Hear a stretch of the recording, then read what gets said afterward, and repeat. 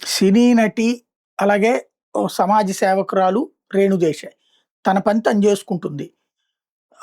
ఒకప్పుడు 'పవన్ కళ్యాణ్' భార్య, ఆ తర్వాత విడాకులు తీసుకొని తన జీవితం తను జీవిస్తుంది. కానీ ఆమెని ఇప్పటికి కూడా 'పవన్ కళ్యాణ్' తన భార్య బిడ్డలతో ప్రశాంతంగా ఉండొచ్చు.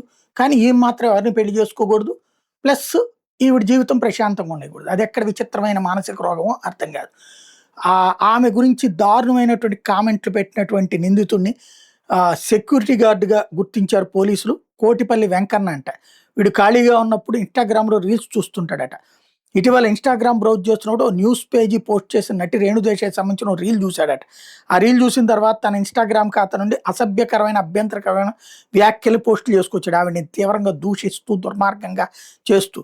ఆమె పెట్టిన కంప్లెయింట్ ఆధారంగా నిందితుడిని మాదాపూర్‌లో ఉన్న సమయంలో సైబర్ క్రైమ్ పోలీసులు అదుపులో తీసుకున్నారు. అతనికి కారణాలు చెప్పి గచ్చిబౌలిలోని సైబర్ క్రైమ్ పోలీస్ స్టేషన్‌కి తరలిచ్చారు.